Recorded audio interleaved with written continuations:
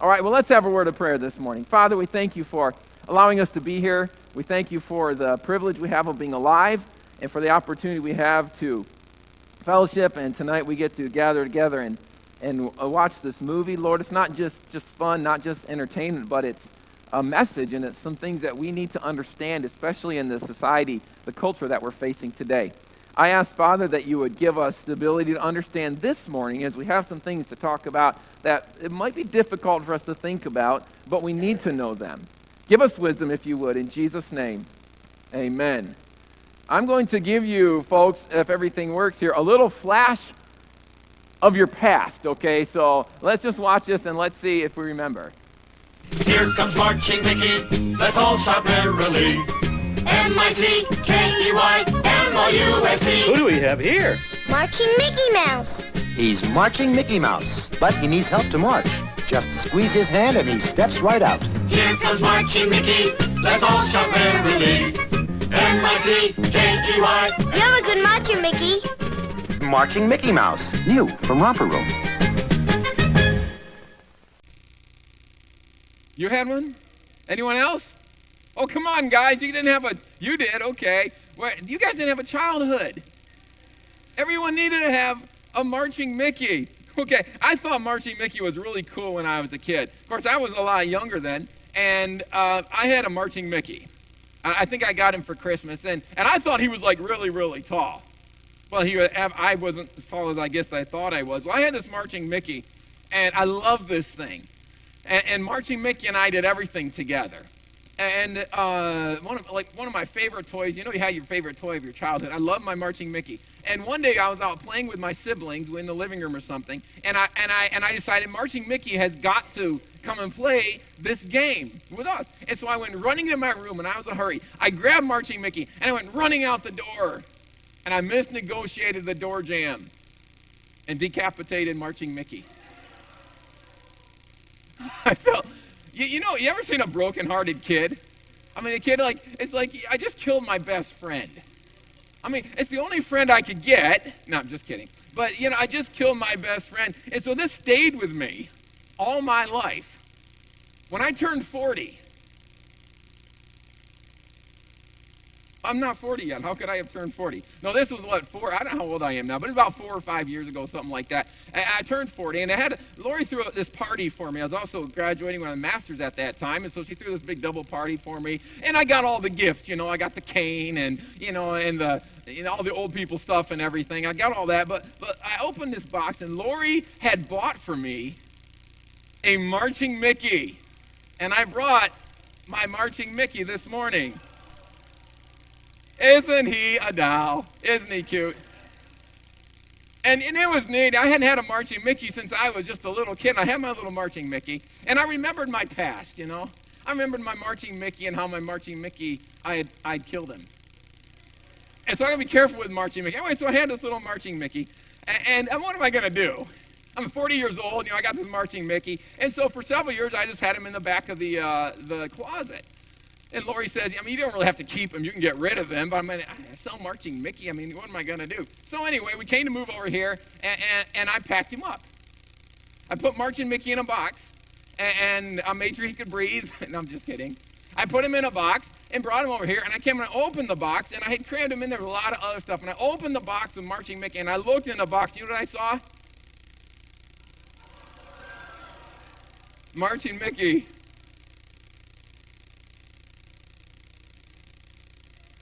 You understand, Marching Mickey, or Mickey Mouse, is like the king of Disney World.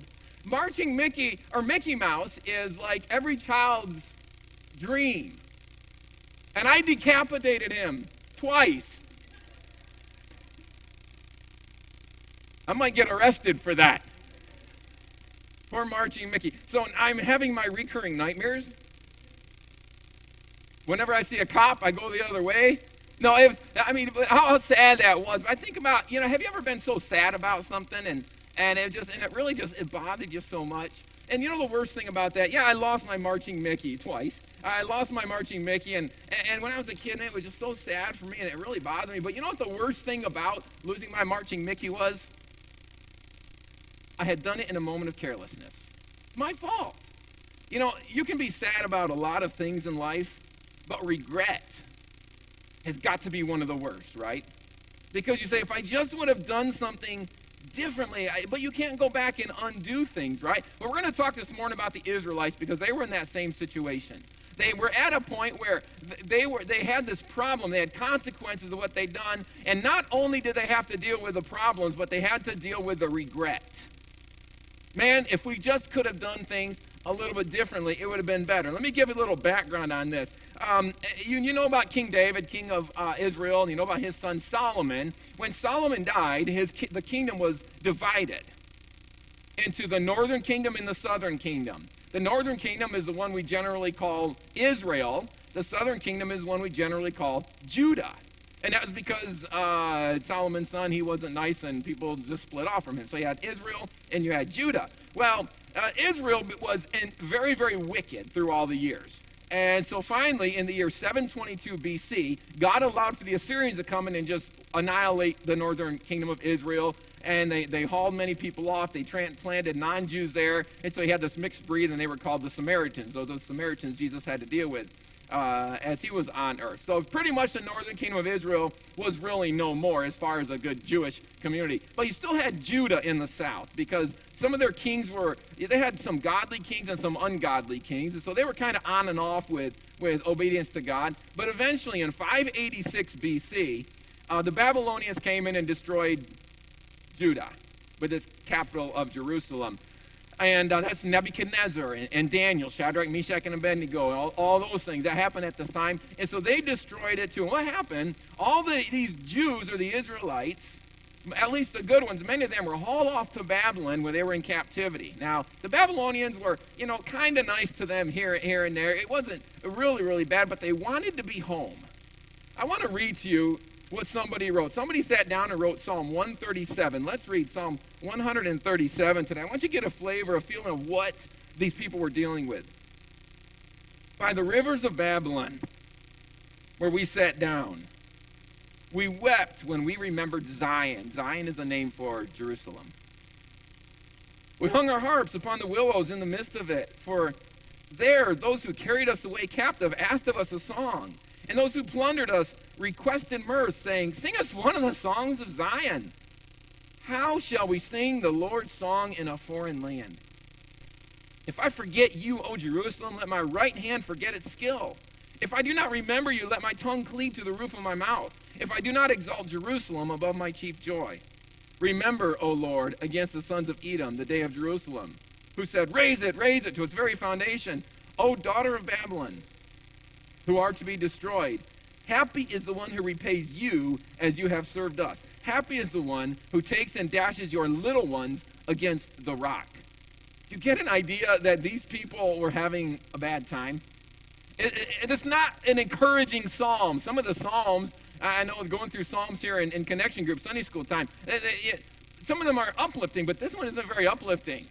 Here we are, we can't even sing a song anymore because we're in this strange land. And our captives want us to take our harps and play music and sing, and we can't do it. How can we sing God's song as we're captives in a strange land? They just couldn't do it. And the worst part, they were there because of their sin. Regret.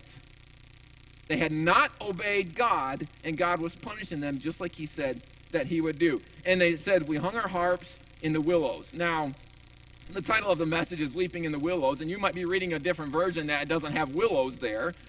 Some versions, I think, say poplar trees or whatever. The type of tree doesn't matter here, okay? Exactly what it is, but many versions say willows, and so I'm using willows because my son Braden loves willow trees. You know, kids, they get this desire for something. He loves a willow. I don't know why he loves a willow tree. Every time you go by a willow tree, I want a willow tree. Where am I going to put a willow tree if I got a willow tree, right? And he says, we have a willow tree at church. And I said, we have a willow? Yeah, and we do. Did you know that? We have one out back here. I don't know if it's in our property or the other property, but he recognized that right away. I didn't even know that. See, he just wrapped up with willow tree. So in honor of Braden, I will use the willow tree here. But the idea here is that these people are saying, you know what? We're not going to sing. We're going to take our harps. We're going to hang them up in a tree. We cannot sing God's song in a strange land. Now, to me, a willow tree is just so picturesque of what's going on here, because don't you just feel uplifted when you look at a willow tree? I mean, it's just kind of drooping, the branches touching the ground sometime, and it just, you don't feel real excited, real happy when you look at a willow tree. Well, you might feel that way sometime. You ever have a willow tree day? I mean, things just aren't going well. Your friend moved away. Maybe you had to put down your dog. Maybe some of you struggle with depression. You just feel glum. My mom used to sing this little song, "Nobody likes me, everybody hates me, I'm going to eat some worms." You ever hear that? You ever feel like one of those? It's a willow tree day. It's like you want to droop. Nothing's going very well. But it seems to me that the worst kind of sadness that you can have is regret. I'm sad because this happened. I'm sad I went running out of my room and I busted my marching Mickey, and if I just would have been more careful. And here's the Israelites. They're in Babylon, and they can't sing God's song, and they know the reason that they're there is because of their sin. How many of you, your parents didn't mind punishing you when you were kids? Your parents punished you? That's what's happening here. They were being punished because of what they have done. And they knew it. They had to regret. I never liked being punished. My parents had no problem with the paddle. You know what I mean? Today, some parents have a problem. My parents didn't have a problem with it. And I didn't like being spanked. Because afterwards, and we do this with our kids too, they had to give you the hug, Mom would spank us usually, and then she'd have to give us a hug. You don't want to hug this person that just spanked you, but there's a lesson in that, right? And sometimes I'd go away, and I'd still be upset. What did I have to get a whipping for? But deep inside, I deserved it, and I knew it. Well, no, usually my brother did something and I got blamed. But the times when it was my fault, I knew it deep inside. Why did I have to go and disobey? Why did I have to go and do that? See, I knew better. So that's what these people here are experiencing. So let's write this down. These are some things we're going to talk about here. When we reject God's commands, we're talking about sin. We're talking about disobedience here. What happens when we reject God's commands? First of all, we remember the good times. We remember the good times. You remember the things that happened. Let's look at Psalm chapter 137 and verse 1. By the rivers of Babylon, there we sat down. Yea, we wept when we remembered Zion. Remembered what they had done in the past. Now they were in Babylon. By the way, Babylon was like the devil's territory. That's like the general area there, as far as I can tell, where the Tower of Babel was, where man first got together and rebelled against God. And they could remember the good times when they lived back in Jerusalem, when they lived in Zion. They remembered living under God's laws and their own land, their own king, but now it's gone. And the thing that the Israelites loved the most about their land was the temple. But the temple had been destroyed. No longer were they free. No longer did they have their temple. No longer did they have that means of worshiping God. They were in a captive land. They couldn't sing anymore. And it was their fault. See, that's the problem. Have you ever done something wrong? You ever sinned and you had the consequences for it? And you just inside said, you know what? This is my fault. I did this. If I could just go back and undo what I have done. But you can't. You can't. And that's what the Israelites were experiencing here. But this is something I want you to recognize, to know that God often warns us about the consequences for sin. He tells you it's going to happen, right? So don't sin. There are consequences for, by the way, you probably know what sin is, right? And sometimes we don't want to throw words around without defining them. Sin is anything you do that God is displeased with. When God says to do something and you don't do it, that's sin. When God says don't do something and you do it, that is also sin. Anything that God doesn't want you to do, but you do it. Here's the problem with the Israelites. They thought they knew better, see? They thought they knew better. Well, I know what God says, but we have our own ways of doing things. One example, this is one of the main reasons why God brought them into captivity. Their captivity lasted officially for 70 years. You know why 70 years? That's the number God put on them, because God had said, look, guys, this is what I want you to do. I want you to have this thing that's called the Sabbath. Now, we all understand the Sabbath. It was Saturday, the seventh day of the week, and the Jews would take the Sabbath and they wouldn't do any work. And that was a day of rest that God gave to them. And so they would do that. And God said also, on top of that, every 7 years, you let your land rest. You don't work your field. You just let it rest. But they thought, we have a better way of doing this. Because we don't like to take every 7 years and not grow anything. That hurts us economically. And so they did not do their Sabbaths of years. And so finally God said, you know what? I'm going to get my Sabbaths back. So he counted them up, said, okay, equals 70 years. Guess what? You're going to captivity for 70 years. I'm going to allow Jerusalem and Judah to be totally destroyed because you did not give me what I told you to give me. See, God has a way. And he warned them about all that, and we have all the verses. I'm not going to give them to you right now, just to let us know that God warns us. There is a consequence when we do things that are wrong. There are consequences for sin. God knows how to get what he wants. Don't think that you can hide from God. You all heard the story of Jonah, right? You know the story of Jonah? Jonah, God said, Jonah, go over there and preach to the people in Nineveh. And Jonah's response was pretty much, I hate the people of Nineveh. I'm not going to preach to them. So I'm going to get on a boat and I'm going to go the other way. Because if I'm on this boat going the other way, God doesn't know where I am. Now, that's kind of dumb if you think about it, but you're not always thinking when you're trying to run away from God, right? You know, if I'm in the dark and nobody can see me what I'm doing, then God can't see me either. Really? The God who created light from darkness can't see what you're doing in a dark closet somewhere? Think the God that made you from nothing doesn't know what's going on in your mind? You think he doesn't know the attitudes that's in your heart? I mean, we make fun of Jonah. How could he think that God didn't see him in his boat going the other way? Well, God sees everything, see?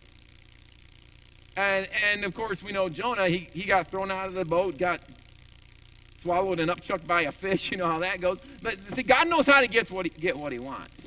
He warns us, don't you sin. Don't you do things that are wrong. God knows how to get our attention, too. He knows how to get our attention. And it's not always good. He might give you a Babylonian experience. Now, it might not be sending you off to some other country somewhere. It might be not quite that way. But he might give you a Babylonian experience. You might find yourself out in the desert somewhere. You might find yourself in trouble, experiencing the consequences for your sin. And he might get your attention that way. So be warned. And see what these people are saying. We remember the good times. We remember what it was like back in Zion. We remember that. We don't have it anymore, and it's our own fault. And what I want you to get from this, some of you might be here and you might be saying, I've seen that in my own life. I've been there. I know what it's like. But some of you might be sitting here today and you might be saying, I know I've got these things in my life that are not right. They're sinful. They shouldn't be there. But I haven't seen any punishment yet. We're going to talk about that in a little bit. This is a warning for you. God warns us there are consequences for sin. So these people, the Israelites, they remembered the good times. All right, let's move to the next one. We're seeing what happened to them because we see the same thing can happen with us. We remember the good times. Next, we lose our joy. When you sin and God has to put you in punishment, you lose your joy. Let's follow what these folks are saying. And man, what a great psalm. Somebody sat down, they were having a bad day, and they wrote this. Look at verse 2. We hung our harps upon the willows in the midst of it. Isn't that just such a sad statement? We hung our harps on the willows. I mean, the Israelites were known for their music, right? They're known for their harp playing and their singing. We hung up our harps. What do we have to sing for? We have no joy. We used to sing about Zion. We used to sing about God. We used to sing about the ability to serve God. Well, we didn't serve him. And now we're in captivity. Verse 3, for there, those who carried us away captive asked of us a song. And those who plundered of us requested mirth, saying, sing us one of the songs of Zion. And these people that had brought them away captive, they're like, come on, I know you Israelites sing. Come on, play your harp, sing. And they said, how can we sing God's song in a foreign land? Knowing that it was our sin, knowing that it was our rebellion that put us here. They had lived in their own pleasure for a while, and God was giving them punishment. Now, this is what I want us to think about. Let's go back. Now, right here we're in Babylon, right? Right here we're in captivity because of the sin. Let's go back to before they went to captivity. Let's go back to where they were both nations of Israel and Judah. And everything seemed to be going fine. And maybe even after the northern kingdom of Israel was destroyed by the Assyrians and they were still Judah. And the Jews there in Jerusalem and Judah, they could have been looking around saying, you know what? We know we're supposed to be giving God our Sabbaths. We know we're supposed to be putting God first. We know we're supposed to be doing these things. But you know what? We're not doing them, and I don't see any punishment yet. Everything seems to be going fine for us right now. So I wonder if sometime they just thought, let's just see how far we can go. Now, I say that because this is something that we need to think about. You might be sitting here today, like I said, and you might say, deep, honestly, inside, I know that there's sin in my life. I know there's things that shouldn't be there. But I don't see the punishment. So maybe it's not such a big deal. Maybe I can keep going with this thing. The warning is that God is eventually going to punish you in some way. Now, if you're not even a believer in Jesus Christ and you're having that attitude, your punishment is literally hell. Okay? That's coming.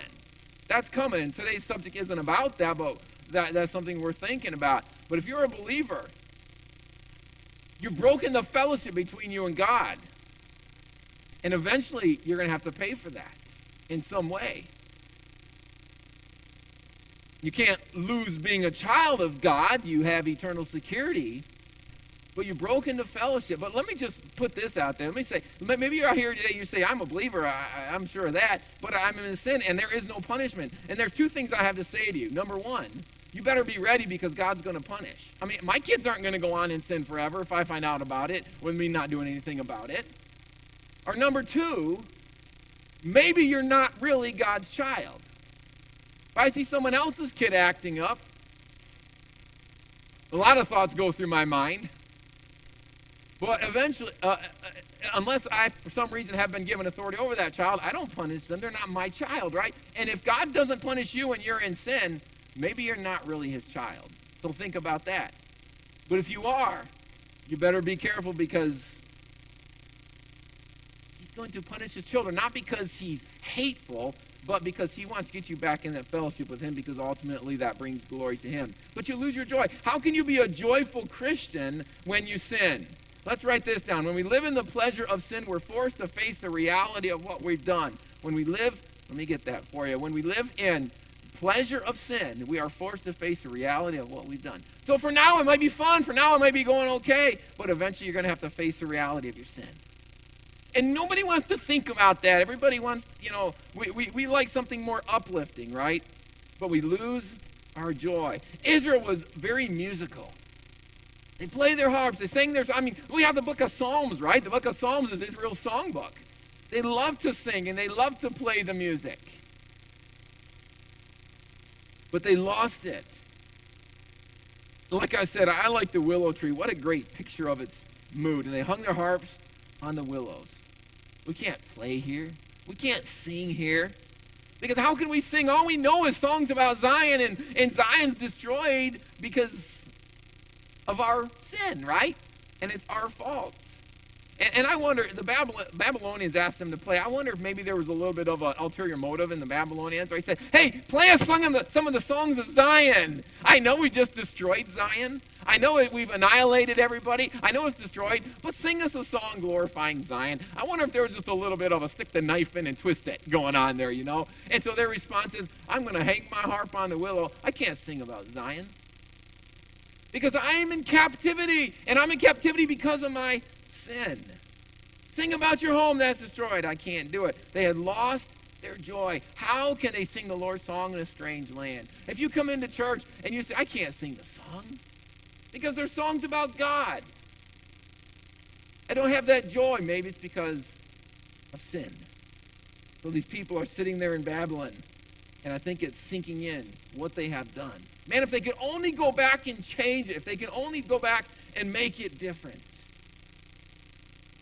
Last of all, we realize our loss. This is what happens when you're in sin and God has to punish you. You realize your loss. Look at what they said here, verse 5. If I forget you, O Jerusalem. They're talking to their homeland. If I forget you, O Jerusalem, let my right hand forget its skill. I do not remember you. Let my tongue cleave to the roof of my mouth. I can't forget Jerusalem.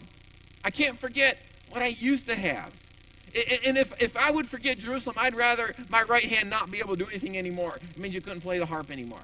If I forget about Jerusalem, let my tongue cleave to the roof of my mouth and not be able to sing and do anything anymore. What's good music and sing when I'm in captivity? And worse yet, when I brought myself here. It's my own fault that I'm in captivity and I have no joy anymore. And this is what I want us to see from this. Often we don't realize what we have until it's too late. We don't realize the pleasure of serving God until it's too late. Don't realize what we have. These folks had to go through some severe punishment in order to wake them up. How many times did God warn them? You say, did God warn them? That's what much of the Old Testament's about. God warning his people, the prophets. He sent prophets over and over and over and over to them. Guys, if you don't shape up, I'm going to destroy you. And they ignored him, and they ignored him, and they ignored him. Finally, the punishment had to come down. And how many times have you been sitting in church, and the preacher, or maybe a teacher in the class, had talked about doing things that are wrong, had talked about sin, and you just allowed it to continue in your life? When is that time going to come when God's going to say, you're one of my children, I have to punish you? I have to do something about this. I can't just let it go. Because I need that relationship. I want that relationship restored. And then you go through your punishment, you go through your Babylonian experience time, and you didn't realize what you had until it's too late. So here's my question for you. Are you getting close to Babylonian experience? Are you getting close to Babylon in your life? Is there a sin in your life? I mean, it takes some serious introspection here and thinking about this. Are you allowing things that are wrong to continue in your life? You know, it's easy just to go on and ignore God's warnings. Yeah, I know what God said, but I'm just going to go on because there's so much pleasure in sin, and there is pleasure in sin. For so many years, the Jews thought that they were getting away with their sin, and God says, nope, I'm going to have to punish you. I want to finish here by reading verses 7 and 9. Let's read these. By this, man, what thought these people have here, verse 7. Remember, O Lord, against the sons of Edom. Those are their enemies, actually descendants of Esau. Remember against them the day of Jerusalem, who said, raise it, or destroy it. Get out the bulldozers and destroy Jerusalem, right? Remember that. Remember against these people. O daughter of Babylon, who are to be destroyed, happy is the one who repays you as you have served us. Happy is one who takes and dashes your little ones against the stones. So they're saying, look, if God will just destroy Babylon and destroy Edom, our enemies, if God will do that. But deep inside, they had to know that it wasn't the fault of Babylon. God was using Babylon as a pawn to punish the Israelites for their sin. God used Edom as a pawn to punish the Israelites for their sin. And this is what I want you to get. If you didn't hear anything else I said, if you didn't get the flavor of this whole passage, I want you to get this right here. Write this one down. Sin always ends in regret. You say, well, for now it's going fine. For now everything's okay. Sin always ends in regret. So this is what I want you to do this morning. I want you, as we go to invitation time in just a minute, I'm not going to ask anyone to come and raise your hands or confess anything openly, whatever. What I'm going to ask is you just sit there or stand there in your own heart and mind. Look at your life. Is there something in your life you know is wrong? Is there sin? And ask yourself this question. Do I want to face the consequences for continuing to do this thing that's wrong? You know, there's a cure for this, which is repentance and getting God's forgiveness. Is there sin? Maybe everything's going okay right now, but God has a way of getting what he wants.